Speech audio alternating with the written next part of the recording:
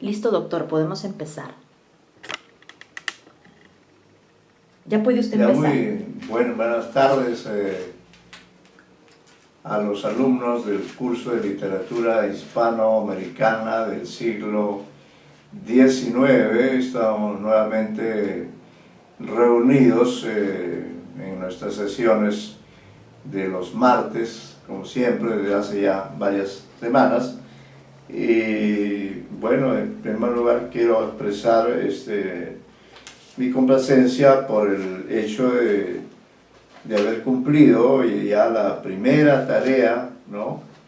Que creo que ha sido algo, pienso, no, espero no equivocarme, ha sido algo muy satisfactorio, algo muy provechoso para ustedes, el haber tenido oportunidad a través de las clases nuestras de conocer a este personaje tan singular que es Fray Fernando Teresa de Mier, ¿no? El fenómeno de este personaje seguramente tiene equivalencias en otras literaturas, ¿no? Pero en el contexto del México colonial, ¿no? La actitud, la estrategia, eso es lo importante, la visión estratégica que tiene este famoso religioso, ¿no? Que si bien él mismo tiene en su sangre sangre española, al mismo tiempo está identificado con este nuevo mundo que es el mundo, el virreinato de México. En este año de 1794 a él se le ocurre esa gran estrategia, ¿no? Inmensamente, muy creativa, que ustedes han podido aquí analizar, uno más, uno menos. Hemos puesto ya las notas, están en el aula virtual, la nota de todos los alumnos. Me parece que hay algún alumno que se ha incorporado recientemente, no hemos visto su trabajo todavía, pero el que fue entregado en la fecha respectiva, ya los trabajos, sí, como les digo, y me ha complacido muchísimo que el esfuerzo que ha significado para ustedes, no solamente tomar en cuenta lo que yo dije, porque estoy casi seguro que nadie conocía la figura de este religioso, ni nadie conocía la estrategia, la personalidad, las aventuras, ¿no? Yo me imagino que en México debe haber un culto muy extendido por este gran personaje que realmente con el arma de la inteligencia y la imaginación fue capaz de cuestionar el régimen colonial, que era lo más importante, el cuestionamiento del régimen colonial, ¿no? Y para ello fue muy importante esta referencia, este trabajo de darle la vuelta a todos los elementos y señalar, ¿no? Y tenía mucha lógica. Es decir, él no negó la categoría divina de la Virgen María, no negó, vamos a decir, la esencia del cristianismo, ¿no? Que era supuestamente una de las razones que aducían los españoles por los cuales ellos habían cruzado el océano. Pero Fernando Teresa de Mier fue al fondo del asunto, ¿no? Para demostrar que la Virgen María, que el cristianismo había llegado a nuestro continente muchísimo antes, ¿no? Antes de la llegada de estos conquistadores que nos dominaron durante varios siglos. Y se basó en el Evangelio, porque en el Evangelio está muy clara la idea de Cristo, decir que mis apóstoles difundan todas mis enseñanzas, todas mis ideas por el mundo entero. Entonces, si creemos en ese Dios, no vamos a pensar que ese Dios no tiene un conocimiento de la totalidad del mundo que ha sido creado por voluntad divina, ¿no? Y por eso es que tiene mucha lógica esa idea de que en realidad el cristianismo, la figura de la Virgen de Guadalupe, en fin, todos estos elementos que él ese día, en ese discurso, ¿no?, cuestionó pues la presencia, ¿no?, que la presencia, el régimen colonial no tenía ningún sustento religioso, ¿no?, que era el que alegaba. Simple y llanamente había sido un acto de imposición, un acto de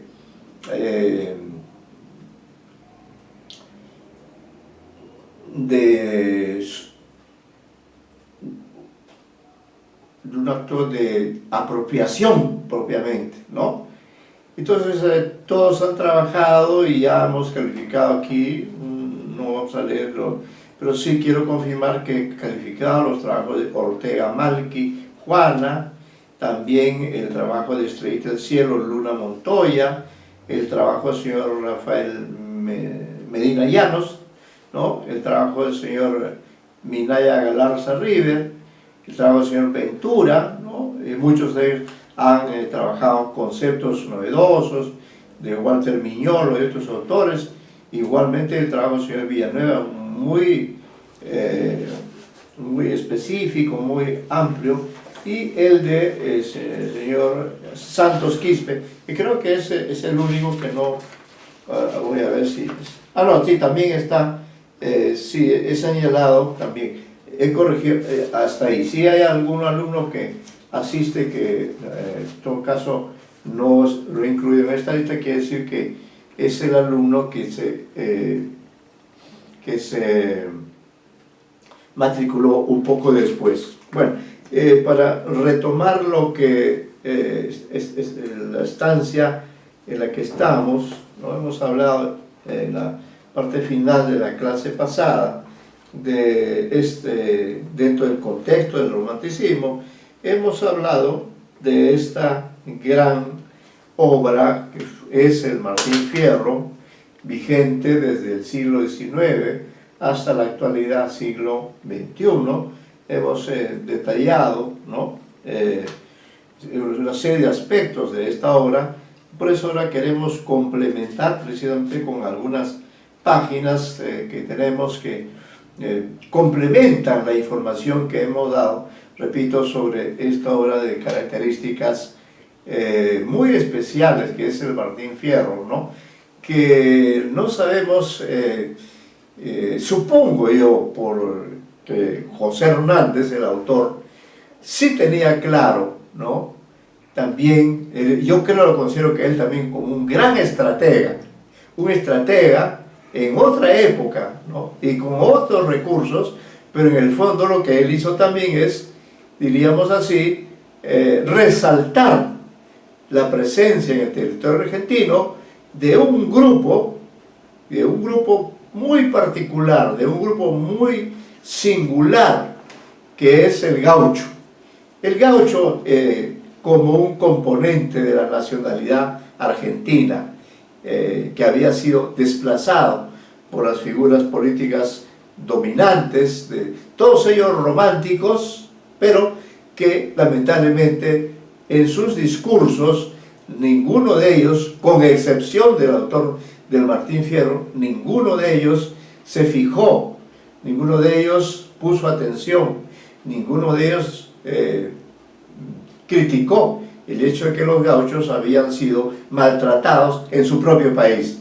En una época en que ya no había el régimen colonial, ya se vivía bajo el esquema de una república independiente, ¿no?, de una república que quería construirse de otra manera, de manera libre, aunque ya hemos indicado también que en el marco de esa construcción hubo este choque entre los conservadores y los liberales, choque entre dos sectores sociales que se repite en casi todos los países, ¿no?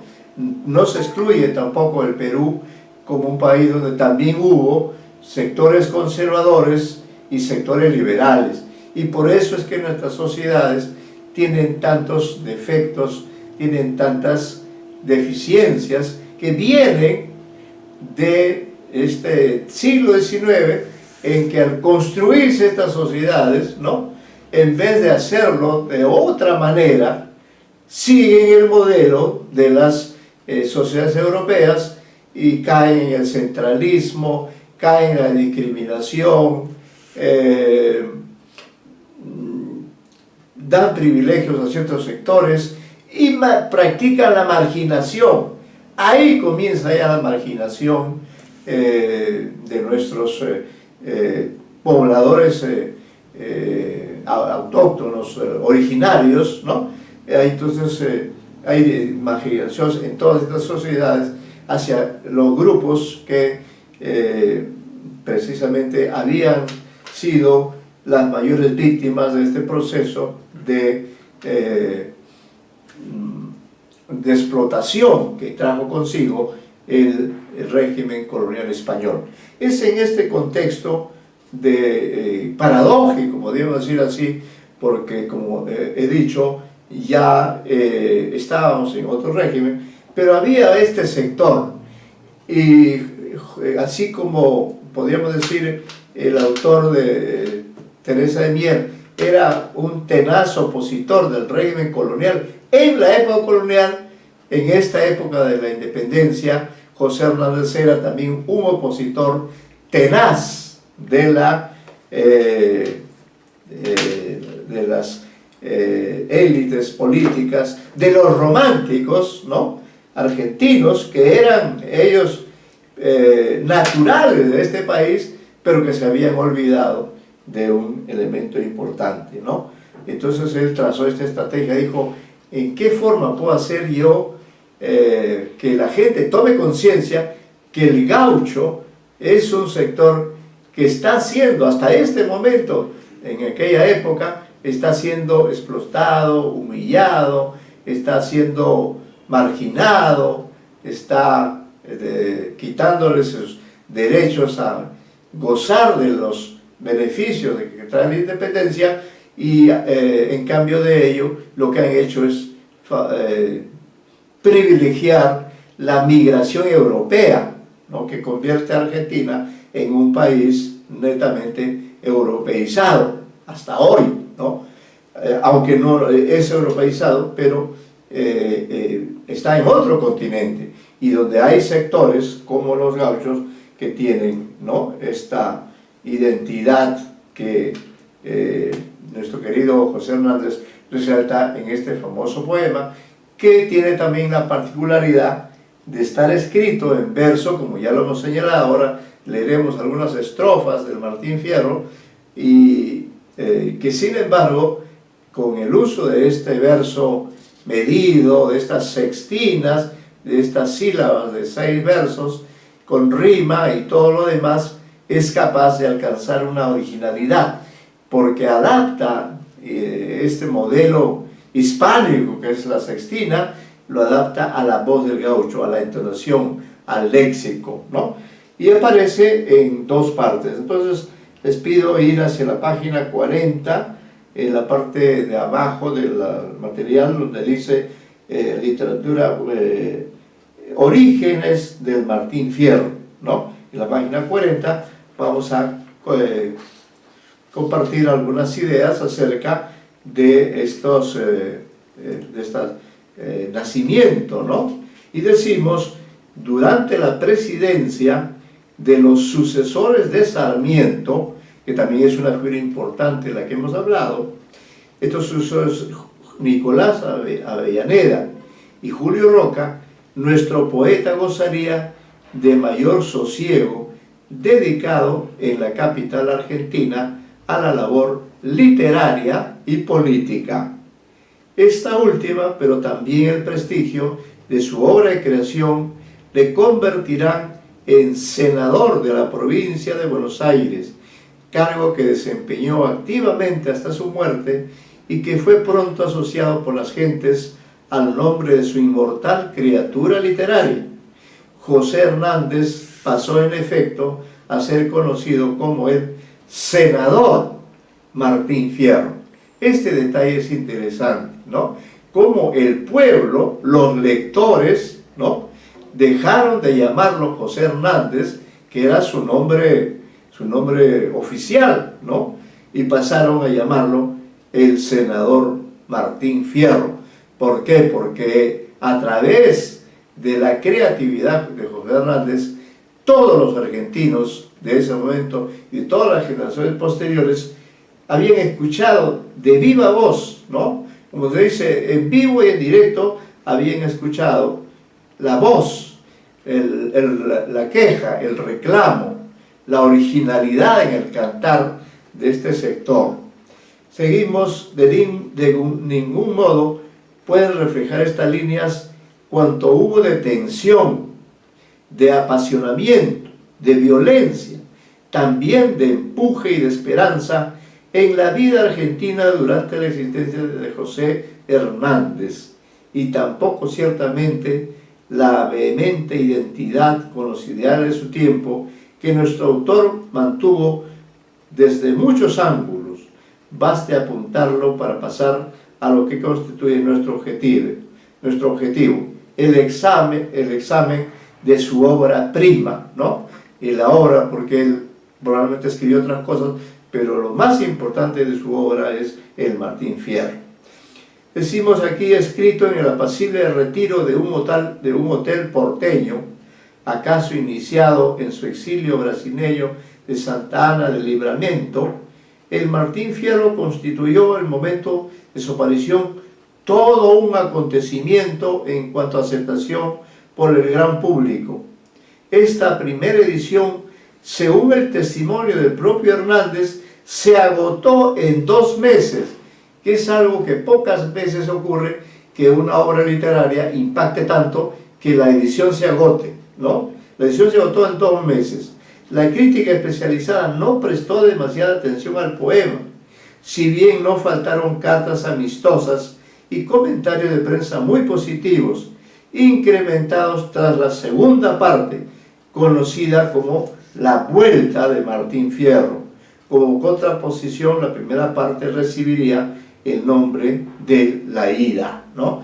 Entonces, esta obra tiene 2 partes. La primera es La Ida del Martín Fierro y la segunda se llama La Vuelta de Martín Fierro, aunque todos estamos acostumbrados a reconocerla como Martín Fierro, ¿no? Porque en ambas partes el protagonista es este gaucho Martín Fierro, ¿no? En 1874, vean, a 2 años, ya se había llegado a la 9ª edición. Los prologuistas de la 15ª, correspondientes a 1894, ya habían pasado algunos años, señalaban cómo en 22 años transcurridos se habían lanzado 60.000 ejemplares. Hechos sin precedentes, afirmaban con toda razón, en estos países americanos y muy raro también en los estados europeos de origen latino, ¿no? Es decir, en 22 años ya se habían difundido, ya se habían leído 60.000 ejemplares, ¿no? Ninguna obra ahora en estas circunstancias, aunque somos muchos más los lectores, ninguno, sin duda, alcanza ya. Y el Martín Fierro realmente conquistó a toda clase de lectores, desde los lectores cultos de la ciudad, ilustrados, hasta las clases medias, las clases populares. Todos, era una tradición que incluso en las bodegas, en los lugares que no eran necesariamente librerías, allí los dueños de estos establecimientos tenían ejemplares del Martín Fierro, porque llegaba gente de toda condición a comprar su ejemplar. Y además no solo eso, sino que en muchas circunstancias se comprobaba que la gente leía en alta voz, porque el poema está hecho para eso, para ser leído en alta voz, para ser compartido. De alguna forma, el Martín Fierro le da a la oralidad, de la que tanto hablamos también en el Perú, le da a la oralidad una suerte de reivindicación, porque el poema, como vamos a leerlo en su momento, está hecho para eso, para compartir. No es un tipo de poesía, diríamos así, subjetiva, no es un tipo de poesía de los sentimientos, sino es la poesía de un hombre que comparte sus penas, comparte su modo de vida, comparte su modo de poetizar con toda clase de lectores, ¿no? Por eso decimos acá, desde el primer momento se subrayó como motivo inicial de este éxito clamoroso, sobre todo entre los hombres del ámbito rural, el hecho de que Martín Fierro no era una simple obra de entretenimiento, como la de Ascasubi y del Campo. Estos son dos antecesores de José Hernández. También ellos hacían literatura gauchesca. Pero la obra de Martín Fierro no era como la de estos autores, sino, y enlazamos con el texto antes citado, el estudio social más completo, más exacto y más bien intencionado que se ha llevado entre nosotros. El propio Hernández había señalado las oportunas diferencias al escribir en el prólogo de la primera parte. Estas son palabras de Hernández.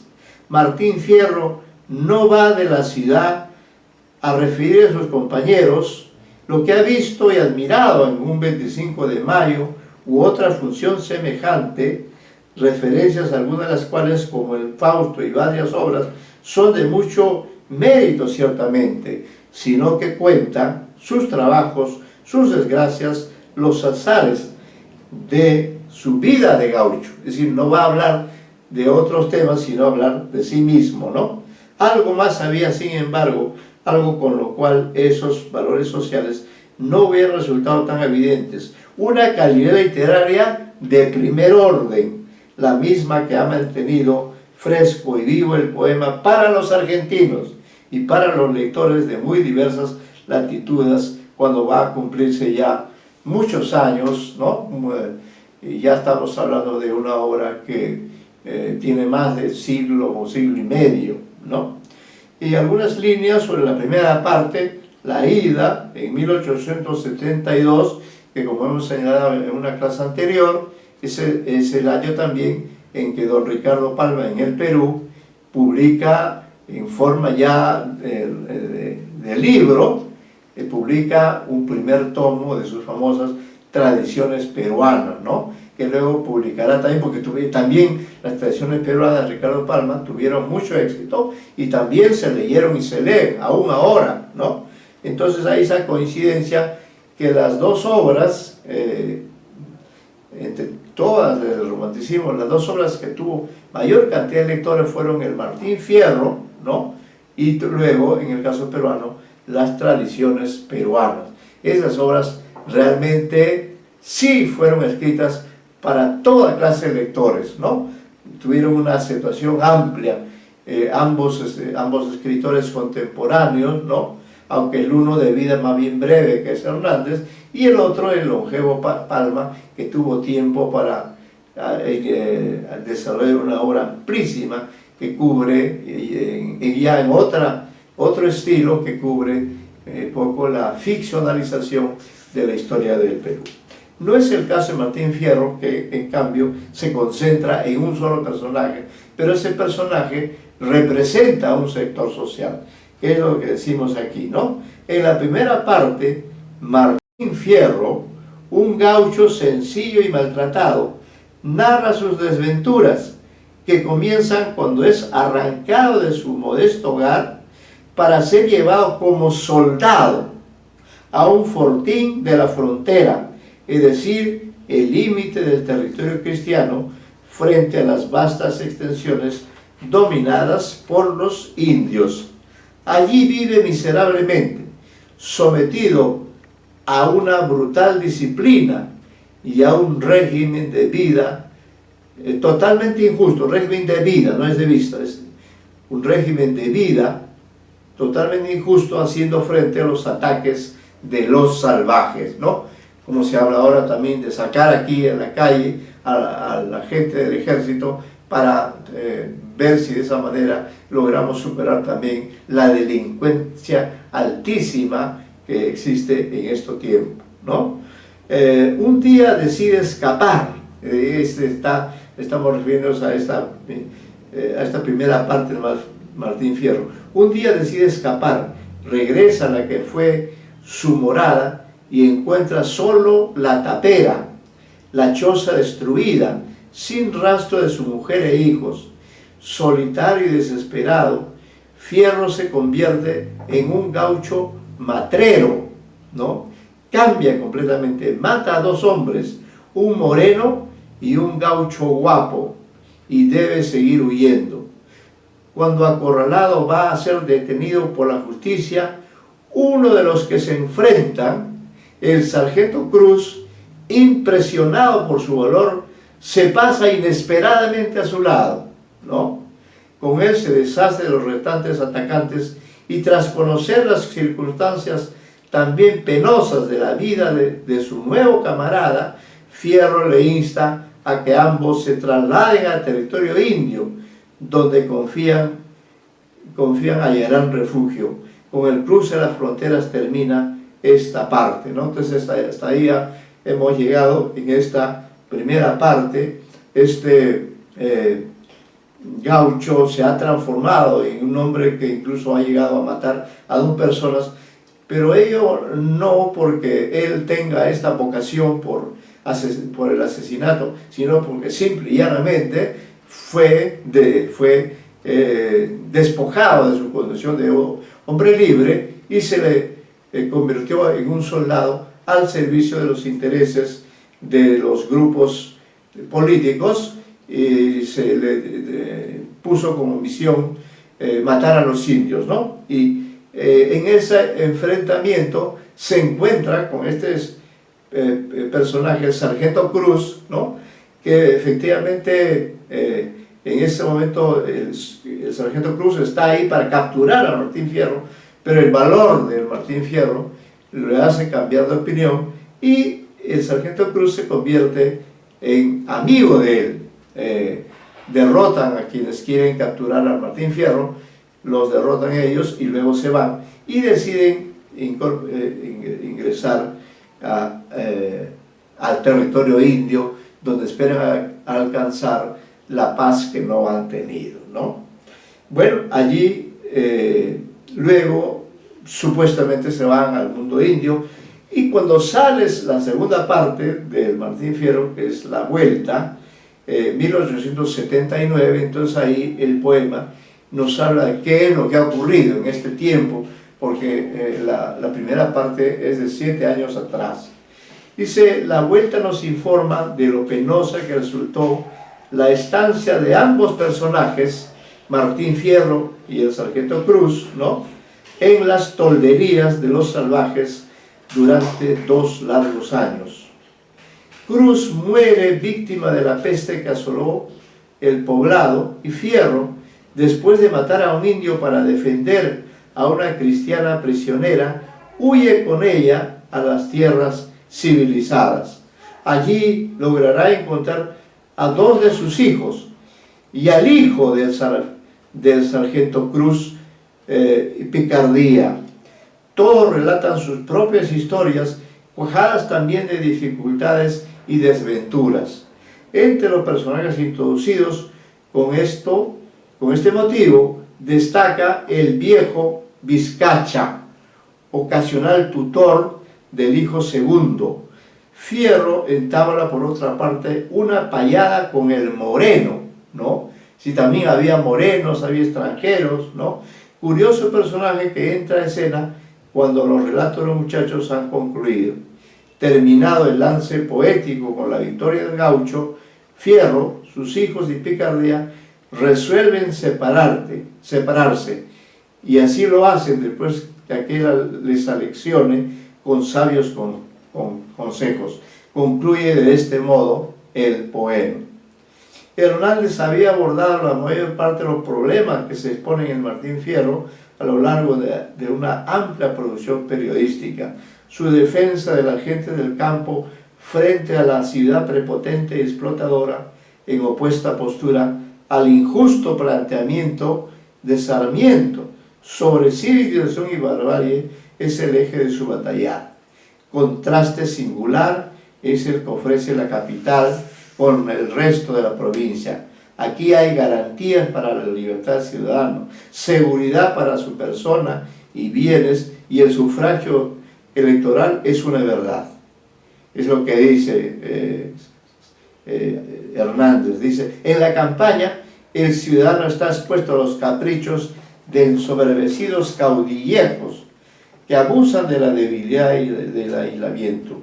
Su seguridad depende de sus medios de defensa y en cuanto a sufragio electoral tiene gratuitos directores de conciencia. ¿Acaso la ley ha consentido que haya hijos y entenados en el territorio argentino? No, fíjense esta frase. ¿Acaso la ley ha consentido que haya hijos y entenados en el territorio argentino? Es decir, no todos reciben el mismo trato, ¿no? Los de la ciudad son los hijos y los gauchos son los entenados. En estas palabras están contenidas en Envión Vigoroso toda la problemática del Martín Fierro. De hecho, Hernández se plantea con valentía una cuestión básica: la necesidad de no despreciar al pueblo pastor ante el espejismo de que el país, abocado a una transformación industrial superadora de estadios primitivos, debía renovarse en todos sus aspectos. Hernández no se oponía a los avances industriales, pero consideraba, y así lo dejó escrito, que mientras la ganadería constituyera la fuente principal de la riqueza pública argentina, el gaucho seguiría siendo un motor fundamental en su marcha hacia adelante. Se entendía, por supuesto, que ese hombre habría de tener un lugar en el tiempo por venir, pero acudía a razones pragmáticas para solicitar en el presente respeto y consideración al mismo. Mas todo parecía inútil. La República Argentina, surcada por línea de ferrocarriles y alambradas, inundada por inmigrantes, proyectada por sus dirigentes hacia una europeización vertiginosa, se convertía cada vez en un país inhóspito para sus hijos más legítimos, los gauchos, víctimas y protagonistas de las campañas del desierto destinadas a acabar con el peligro indio, y carne de cañón en otras luchas internas y externas como la guerra contra Paraguay. Efectivamente allí también llevaron a los gauchos a esta pelea que uno no se explica, que se unan tres países hispanoamericanos que son Uruguay, Argentina y Brasil, se unan estos tres países para hacer la guerra a un país como Paraguay, que es un país que no tiene mar, ¿no? Pero sí tiene, y había logrado articular una economía autónoma, utilizando los grandes ríos que surcan ese querido país hispanoamericano, de donde es el gran Augusto Roa Bastos, ¿no? Entonces, todos ellos atacan hacia 1861. Dice, no trate de economizar sangre de gauchos. Fíjense ustedes lo que decía Sarmiento a Mitre: no trate de economizar sangre de gauchos, incitaba Sarmiento a Mitre. Mitre es el presidente que sigue a Sarmiento, en carta del 20 de septiembre de 1861, 3 días después de la batalla de Pavón. Este es un abono que es preciso, útil al país. Imagínense esa forma de expresarse, que la sangre del gaucho, que es un abono útil al país. La sangre es lo único que tienen de seres humanos. Increíble que un personaje tan ilustre como Sarmiento tenga de sus compatriotas esta imagen tan degradante. Hernández en determinado momento sintió que debía utilizar un procedimiento más efectivo que el empleado hasta entonces, una fórmula que llevara su denuncia y sus reivindicaciones a un mayor número de gentes, que conmoviera su sensibilidad de un modo más profundo. Había en suma que literaturizar el tema, recrearlo y tratar de eternizarlo, incluso mediante la palabra poética. La historia de la literatura hispanoamericana cuenta con un ilustre precedente en estos empeños. En 1816, el mexicano José Joaquín Fernández de Lizardi, de quien hemos hablado ya en clases anteriores, fatigado de luchar a través de una prensa atenazada por la censura, publicó la primera novela de la América de lengua española, El Periquillo Sarmiento, y en ella volcó las ideas que le era imposible verter en los periódicos. El caso de Hernández no es estrictamente el mismo, pero el acogerse al sagrado de lo literario obedece en lo básico a motivaciones similares, ¿no? Es decir que esto demuestra que la literatura utilizada de una manera apropiada a veces puede ser más poderosa, más persuasiva, más convincente, ¿no?, que el propio periodismo o que cualquier otra forma de defender una situación o de atacar ciertos problemas, ¿no? Está claro que Hernández consiguió mucho, por ejemplo, la supresión de los contingentes de fronteras entre los objetivos inmediatos que se había propuesto. Y si no logró salvar al gaucho a la larga frente a los imperativos de la época, lo salvó, como dice Batisteza, en el orden de la estética, cuando el mismo crítico argentino afirma también que el interés principal de la obra nace gracias a lo que en el poema es poema, expresión pura, no es alegato, los cuadros, los personajes, la garbosa rusticidad de cuanto allí se dice, no niega, entendemos, su significación social, pero valora muy justamente su fuerza literaria, de la que todo lo demás depende. Martín Fierro aparece en un momento en que todavía tiene gran vigencia el movimiento romántico en Hispanoamérica. Solo hacía 5 años que se había publicado María, del colombiano Jorge Isaacs, ¿no?, en 1867, 100 años antes que 100 años soledad. Miren esa coincidencia. La novela, una de las novelas más populares del siglo XIX, María, se publica en 1867, unos años un poco antes que el Martín Fierro. Pero la coincidencia se da si lo comparamos si recordamos que en el siglo XX, exactamente en 1967, se publica 100 años soledad, exactamente a los 100 años de esta novela. Y bueno, la 100 años soledad es una novela ya de otro nivel, es una novela de otra dimensión, ¿no?, que ya no habla pues de solo un personaje femenino, sino que de alguna manera ya 100 años de soledad tiene una proyección continental, ¿no? Ya es una obra de otra dimensión. Pero en el siglo XIX, Martín Fierro, ¿no?, en cambio, tiene también un peso propio, ¿no? Por eso dice acá, solo hacía 5 años que se había publicado María, del colombiano Jorge Isaacs. En la Argentina aún resonaba el eco de Amalia, de 1855, de José Mármol. Juan María Gutiérrez publica tardíamente su lacrimoso Capitán Patricios, ¿no? Hemos hablado también de Juan María Gutiérrez. E incluso La Gran Aldea, 1884, guardaba no pocos resabios, a pesar de lo que en la década de los 80 entraba en acción el revulsivo naturalismo. El gusto de muchos y la tolerancia hacia lo gauchesco no impedía que en los altos cultos preponderara una poesía de resonancias sentimentales, mientras se despertaba el interés por lo cívico o huguesco, que tan amplio tratamiento habría de tener en la obra de un Olegario Víctor Andrade o de un Alma Fuerte.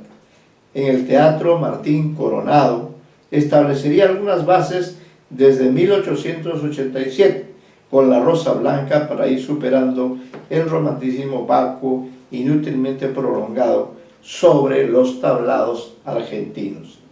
La obra de Hernández corresponde pues a un momento de transición, es decir, Hernández escribe cuando el romanticismo ya está digamos, en declive, pero que aún subsiste todavía, ¿no? Y no es extraño que ciertos críticos la hayan situado dentro del marco romántico, y yo creo que sí, de todas maneras tiene vinculación con el romanticismo. Arturo Berenguer Carizomo, que en la estilística de la soledad en el Martín Fierro, trata de hacerlo con sutiles razones, centra nuestro modo de ver la cuestión cuando escribe años más tarde. Esto es lo que dice Berenguer. Fue llegado el romanticismo cuando lo gauchesco adquirió su plenitud, mas no exactamente durante la primera etapa de la escuela, porque entonces la dirección cultural afrancesada de los mejores entorpecía una asimilación pura y sin tropiezos de aquel medio y de aquellos hombres. Se necesitó una decantación, más aún la experiencia inicial del realismo hacia 1860, para que un grupo de escritores lograra encontrar la formulación exacta y viva del tema autóctono.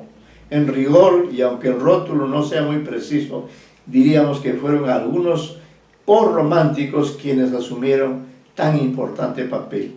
Claro está que no faltan elementos románticos en el Martín Fierro. El mismo protagonista encaja en principio dentro del molde del héroe trágico de la escuela por su carácter de personaje marginado, que en determinados momentos de la primera parte muestra una actitud trágicamente rebelde. Así ocurre en el paisaje ya citado, en el que el gaucho afirma su voluntad de abrirse paso en la vida con su cuchillo, explosión anímica del hombre que asume su fatum, ¿no? Su destino, con un estilo que recuerda al llamé al cielo y no me oyó, don Juanesco. Eso y un nunca vencido sentimentalismo que Fierro se esfuerza en dominar en la segunda parte, no así el hijo mayor y aún el moreno, es lo más importante, aunque no lo único que pueda alegarse en pro de los valores románticos del poema. Por cierto, hemos dejado de lado, por razones de espacio y de tiempo, la figura y obra de románticos de primer nivel, ¿no? Ofrecer una lista y quizá podamos todavía referirnos, por ejemplo, a Juan Montalvo, Hostos, Caro, Pombo, Justo Sierra, etc., ¿no? Vamos ahora a leer algunas estrofas para que ustedes puedan animarse también y posteriormente a leer algunas estrofas para que captemos el estilo, ¿no?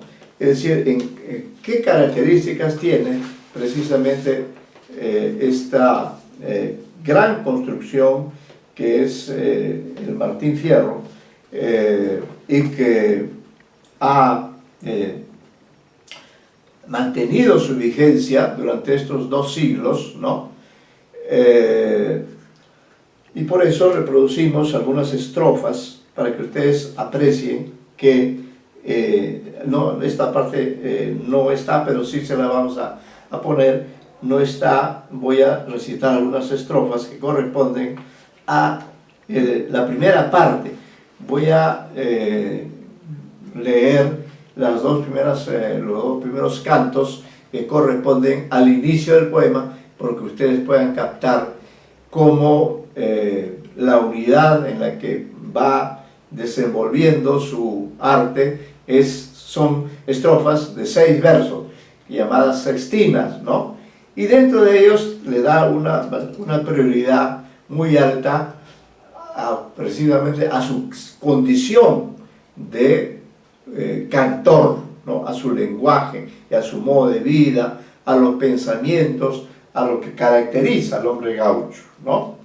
Dice: aquí me pongo a cantar al compás de la vihuela, vihuela es la guitarra, que el hombre que lo desvela una pena extraordinaria, como la ave solitaria con el cantar se consuela, ¿no? Allí comienza con esta famosa estrofa el Martín Fierro, y repito, aquí me pongo a cantar, ¿no? Es decir, la voluntad explícita de cantar al compás de la vihuela, que el hombre que lo desvela una pena extraordinaria, como la ave solitaria con el cantar se consuela.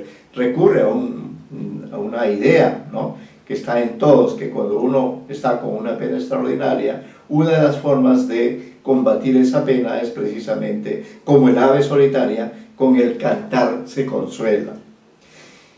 Pero él, como en la Ilíada, él también pide inspiración, ¿no? Quiere cantar, pero él sabe que necesita la inspiración, sabe que necesita la fuerza de la atmósfera, del mundo donde está cantando, la divinidad. Por eso dice en la segunda estrofa: pido a los santos del cielo que ayuden mi pensamiento. Les pido en este momento que voy a contar mi historia, me refresquen la memoria y aclaren mi entendimiento. Vengan santos milagrosos, vengan todos en mi ayuda, que la lengua se me añuda. No dice anuda, sino ayuda. Esa es parte del léxico gaucho, ¿no? Y se me turba la vista, pido a Dios que me asista en una ocasión tan ruda.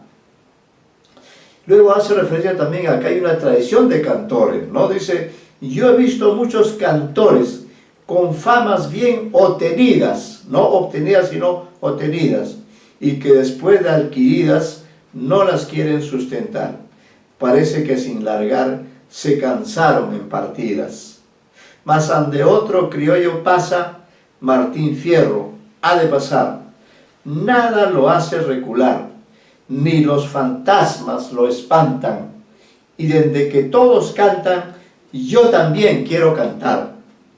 Cantando me he de morir, cantando me han de enterrar, y cantando he de llegar al pie del eterno Padre, desde el vientre de mi madre.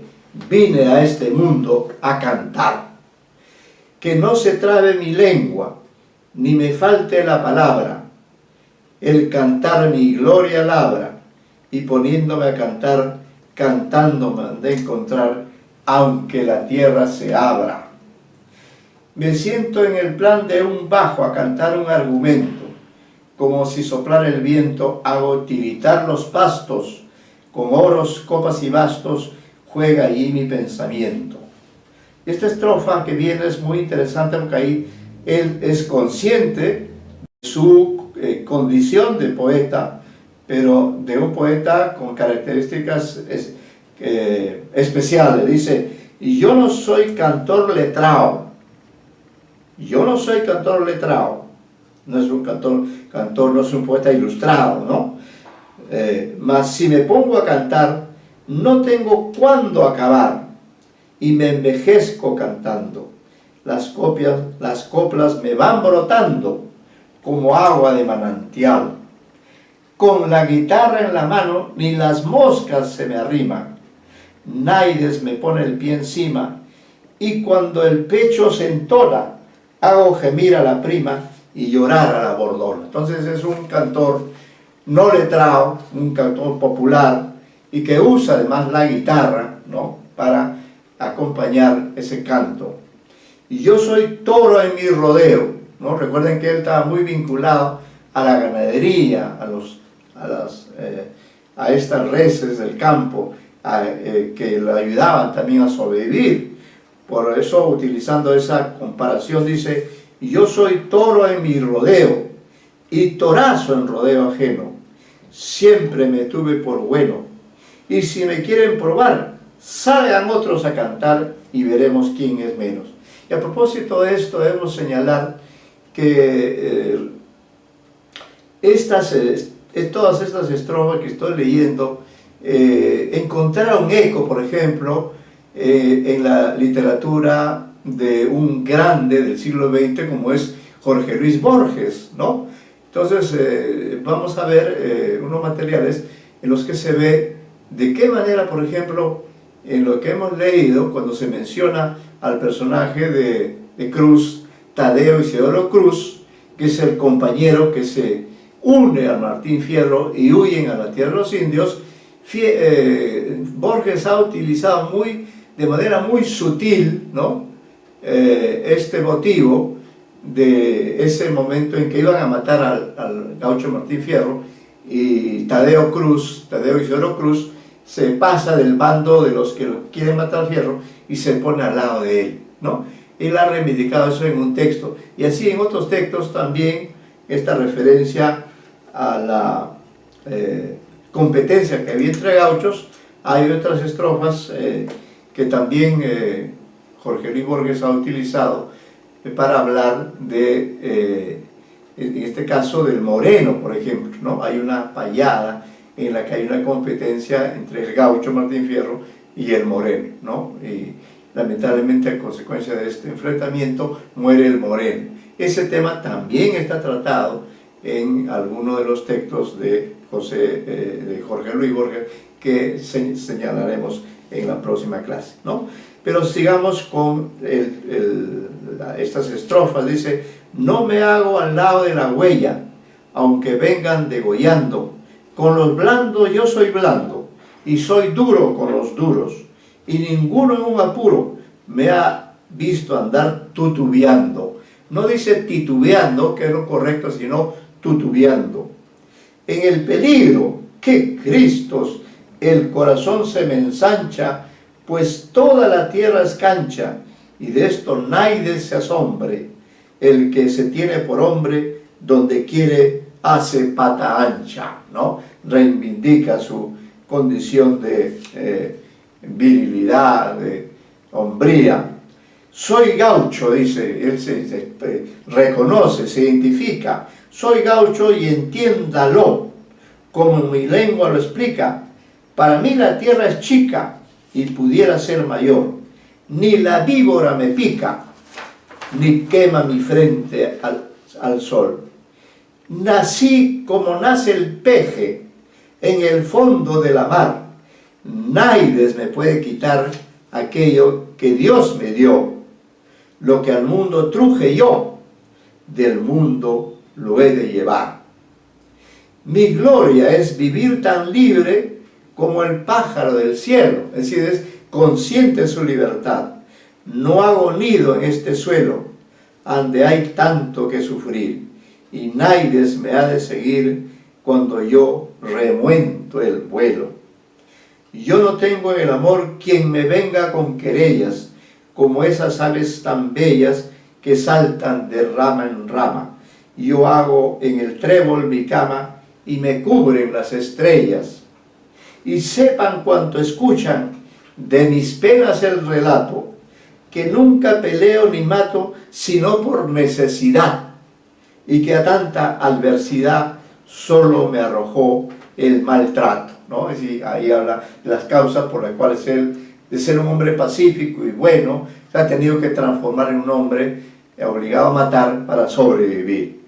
Y atiendan la relación que hace un gaucho perseguido, ¿no? Que padre y marido ha sido, empeñoso y diligente, y sin embargo la gente lo tiene por un bandido. Vamos a leer un canto más para completar esta imagen introductoria del Martín Fierro. Ninguno me hable de penas, porque yo penando vivo, y nadie se muestre altivo, aunque en el estribo esté, que suele quedarse a pie el gaucho más advertido. Junta experiencia en la vida hasta para dar y prestar, quien la tiene que pasar entre sufrimiento y llanto, porque nada enseña tanto como el sufrir y el llorar. Viene el hombre ciego al mundo, cuarteándolo la esperanza, y a poco andar ya lo alcanzan las desgracias a empujones. La pucha que trae lisiones el tiempo con sus mudanzas. Yo he conocido esta tierra en que el paisano vivía y su ranchito tenía, y sus hijos y mujer. Era una delicia el ver cómo pasaba sus días, ¿no? Aquí en estas estrofas va a hablar del modo en que vivía libremente. Entonces, cuando el lucero brillaba en el cielo santo y los gallos con su canto nos decían que el día llegaba, a la cocina rumbeaba el gaucho, que era un encanto. Y sentado junto al fogón, a esperar que venga el día, al cimarrón le prendía hasta ponerse rechoncho, mientras su china dormía tapadita con su poncho. Es decir, aquí también encontramos un símbolo de los argentinos, que es el mate, ¿no? Esta hierba que ellos consumen, así como acá consumimos el té o el café. Lo propio de los argentinos es consumir el mate, y esta es la tradición. Ahí le llama el cimarrón, ¿no? Cimarrón, es decir, el objeto que utiliza, ¿no? Como una especie de una vasija. Dice, al cimarrón le prendía hasta ponerse rechoncho, mientras su china dormía tapadita con... China llama el gaucho a su esposa, a su mujer, ¿no? Es una expresión que se usa también en el mundo andino, ¿no? Donde, bueno, igual mi china, ¿no? Hay muchos, tiene una connotación popular. Y apenas la madrugada empezaba a colorear, los pájaros a cantar y las gallinas a apiarse, era cosa de largarse cada cual a trabajar. Este se ata las espuelas, se sale el otro cantando, uno busca un peón blando, este un lazo, otro un rebengue, y los pingos relinchando los llaman desde el palenque. El que era peón domador enderezaba al corral ante el animal, bufidos que se las pela, y más malo que su abuela, se hacía astillas al bagual. Y ahí el gaucho inteligente, en cuanto al potro enrendó, los cueros le acomodó y se le sentó enseguida, que el hombre muestra en la vida la astucia que Dios le dio.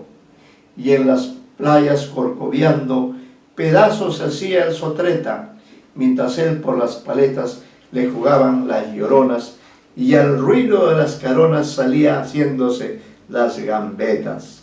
¡Ah, tiempos!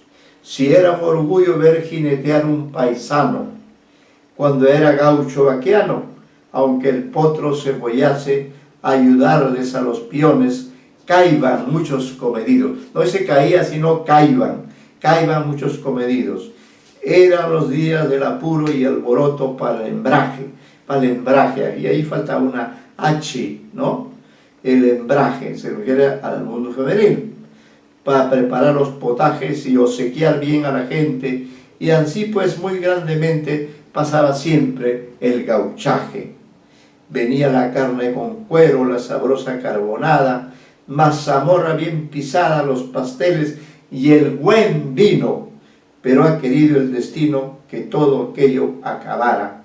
Estaba el gaucho en su pago con toda seguridad, pero aura barbaridad, la cosa anda tan fruncida que gasta el pobre la vida en huir de la autoridad, ¿no? Está mostrando cómo esa felicidad cambió.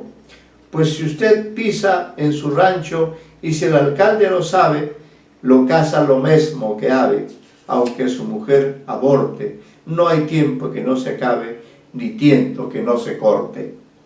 Y al punto dese por muerto si el alcalde lo volea, pues ahí nomás le apea con una felpa de palos. Y después dicen que es malo el gaucho si los pelea. Y el lomo le hinchan golpes y le rompen la cabeza, y luego con ligereza lo amarran codo con codo y pa' el cepo lo enderezan. Ahí comienzan sus desgracias, ahí principia el pericón, porque ya no hay salvación, y que usted quiera o no quiera, lo mandan a la frontera o lo echan a un batallón. Así empezaron mis males, lo mismo que los de tantos. Si gustan, en otros cantos les diré lo que he sufrido, después que uno está perdido, no lo salvan ni los santos, ¿no? Entonces hemos releído algunas estrofas de este famoso poema el Martín Fierro, ¿no? Que como vemos en estos dos cantos, en estas dos partes de la ida, ¿no? Hemos visto a un hombre que tiene el alma de cantor, ¿no? Y que por tanto domina, ¿no? Domina los secretos del arte de cantar, ¿no? vamos a volver al material, ¿no?, para hablar de, digamos, de la última, por lo menos en esta reunión, de una mujer que también es parte de esta tradición. Esto está en la página 44 del material. Vamos a retomar ahí, a partir de aquel párrafo que dice: una escritora romántica de Cuba a España, ¿no? Y para esto, recordemos que España recién dejó en libertad a Cuba en 1898, es decir, casi al finalizar el siglo XIX, casi al comenzar el siglo anterior, el siglo XX, ¿no?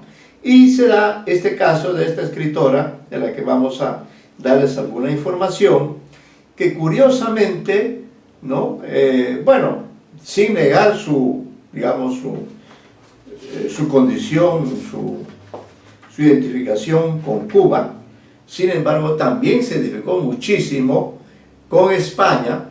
Y en un momento de su vida se marchó a España y alcanzó también un reconocimiento en España, ¿no?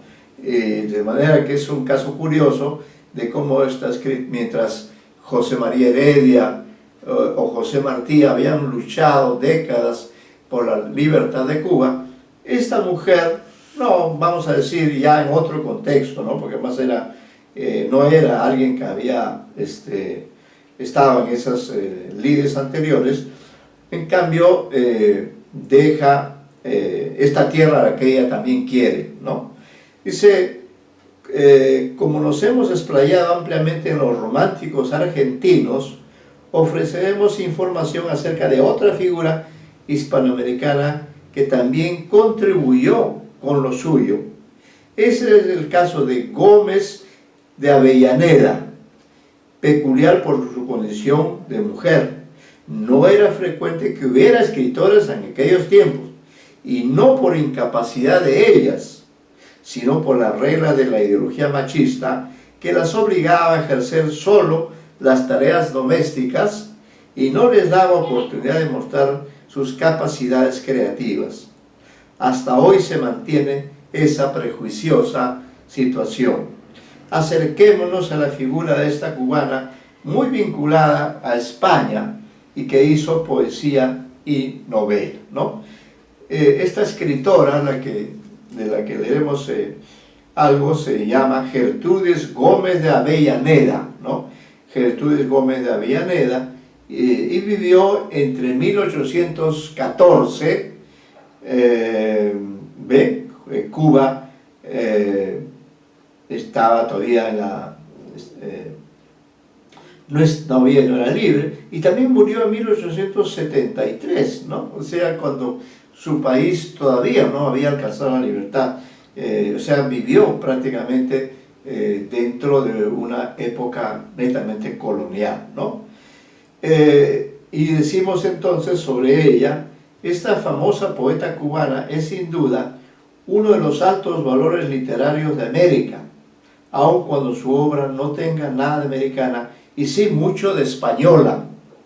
Nacida en Puerto Príncipe, Cuba, en 1814, hija de un español, don Manuel Gómez de Avellaneda, y de una criolla, doña Francisca Arteaga, revelóse desde niña como un talento precoz. Afanábase por conseguir libros en que ilustrarse.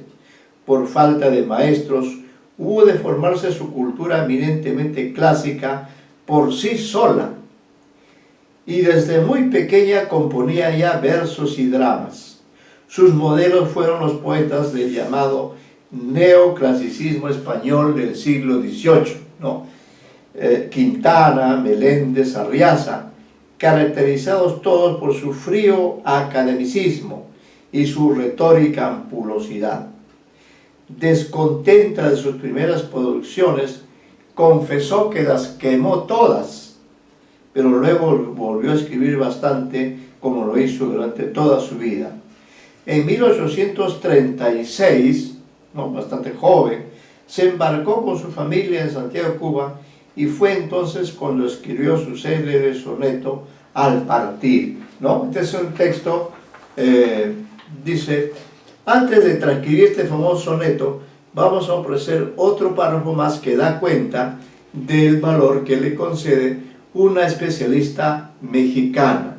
¿Qué dice esta mexicana? Gertrudis Gómez de Avellaneda, ya hemos dado las fechas de su existencia, representa un caso singular en la literatura hispanoamericana. En primer lugar, porque la situación social de la mujer en el siglo XIX no le permite el acceso directo al mundo cultural y político, y porque además en ella se mezclan con homogeneidad sorprendente el espíritu clásico y los recursos innovadores del romanticismo. Muy joven, Gertrudis Gómez de Avellaneda salió de Cuba para radicar en España, donde murió. El hecho de abandonar su tierra y verla después en perspectiva fue determinante en su obra literaria. Sobresale entre su obra un poema, Al partir, que justamente recoge la emoción de ese alejamiento de la tierra natal. Gertrudis Gómez de Avellaneda fue además una mujer que amó apasionadamente y supo transmitir al papel la fuerza de ese alejamiento. Vamos a leer este soneto famoso, ¿no? Está en la página 45. Dice: perla del mar, estrella de occidente, hermosa Cuba, tu brillante cielo la noche cubre con su opaco velo, como cubre el dolor mi triste frente. Voy a partir, la chusma diligente, para arrancarme del nativo suelo, las velas iza, y pronta su desvelo la brisa acude de tu zona ardiente. Adiós, patria feliz, Edén querido, doquier que helado en su furor me impela, tu dulce nombre halagará mi oído. Adiós, y ya cruje la turgente vela, el anda se alza, el buque estremecido las olas corta y silencioso vuela, ¿no? Este es un famoso soneto en que, de despedida de Cuba. Vemos que en realidad toda su vida transcurre en el régimen colonial, y ella, por tener familia española, se va. Bueno, vamos a agregar, decimos, agregaremos en las páginas de otra obra clásica de las letras del siglo XIX algunos datos que puedan incentivar el interés por esta autora poco estudiada. Señalan Fermín Estrella y Suárez Calimano, cuyas páginas seguimos, ¿no? Estas son palabras de estos autores. Luego de una corta permanencia en Burdeos, se radica con los suyos en La Coruña primero, y después en Sevilla, y por último en Madrid, donde vivió casi siempre, entregada a su copiosa labor de poetisa, novelista y autora dramática, rodeada de la admiración extraordinaria de sus contemporáneos. A Cuba volvió solo en 1859, y en esa oportunidad fue recibida triunfalmente. Y en 1864 partió de nuevo a Madrid. En esta ciudad murió a los 59 años, ¿no? Es decir, murió joven. La inspirada e incansable escritora cubana, que al principio se dio a conocer con el seudónimo de La Peregrina, fue candidata a miembro de la Real Academia Española y mereció los elogios de contemporáneos ilustres como el Duque de Rivas, Espronceda, Zorrilla, García Tazara, Bretón de los Herreros, etc., ¿no? Es decir, que ella fue candidata, no había mujeres tampoco, miren ustedes, en la RAE, en la Real Academia Española. Ella fue candidata, pero por razones que ignoramos, no ingresó como debió ser lo justo, lo merecido, puesto que ella tenía una obra muy elogiada por los mejores autores de su tiempo. Aunque fue contemporánea del romanticismo, su verso perfecto en la forma y manejado con soltura se mantuvo siempre fiel al neoclasicismo de sus maestros y animadores. Quizá los aventajó a estos en la finura psicológica de algunos de sus poemas y en la delicadeza de sus cantos de amor, pues no en vano era mujer. Como novelista escribió numerosas novelas histórico-románticas de escaso valor, y de ahí su exclusión entre los autores románticos. Desde El mulato de Sab, 1839, la única de asunto americano, novela abolicionista en defensa de los negros, que luego omitió en sus obras completas. En su producción dramática es pertinente señalar que tuvo gran éxito, y una de ellas, igual que El mulato de Sab, también incide en el tema de nuestra cultura autóctona. Nos referimos a Guatimozín, último emperador de México, ¿no? Ido entre Cuba y España, e incluiríamos en este trío a México. Es que el muleto de Sab, pese a ser omitido por la propia Gómez de Avellaneda en la edición de sus obras completas, ha sido considerada y estudiada por la crítica posterior, puesto que alude a un tema de gran trascendencia en nuestra historia, el de la esclavitud, que persistió en varios países de América Hispana y ya en plena etapa de la independencia. En el caso particular del Perú, fue el presidente Ramón Castilla quien abolió la esclavitud en nuestro país. Este dato y otros más de igual importancia, los referentes al siglo XIX, los encontramos en la novela del escritor peruano Eduardo González Viaña, El largo camino de Castilla, 2020. Coincidentemente estamos en el año del bicentenario de la independencia, ¿no? Estamos en el año exactamente 2021, ¿no? Y bueno, entonces si hacemos una relación entre, diríamos, la historia y la literatura, veremos que el siglo XIX, según hemos visto hasta el momento, el siglo XIX fue, fue la centuria en la que abandonamos, ¿no? Dejamos fuera el régimen colonial, el régimen del virreinato, la colonia, que tanto daño nos hizo, y a partir de ya de 1810 en adelante, el resto lo hemos visto en las clases pasadas, se empezó a desarrollar la literatura hispanoamericana entre estas dos generaciones a las que nos hemos referido, ¿no? Habiendo puesto un mayor énfasis en la etapa del romanticismo, que produjo ya una gran cantidad de autores que, como hemos señalado, no hemos incluido en este material, y ya en la próxima clase quizá nos refiramos rápidamente a algunas figuras del romanticismo, e ingresaremos ya bien al otro momento, ¿no? al ciclo con que se cierra el siglo XIX, y este ciclo continúa en la primera década del siglo XX, ¿no? Entonces, este movimiento es el modernismo, ¿no? Que sigue históricamente al romanticismo del cual hemos estado hablando hasta esta semana de clases, ¿no?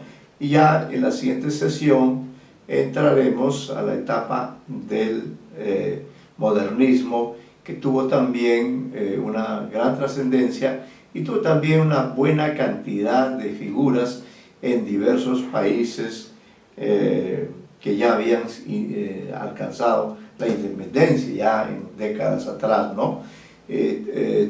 ya es una situación diferente.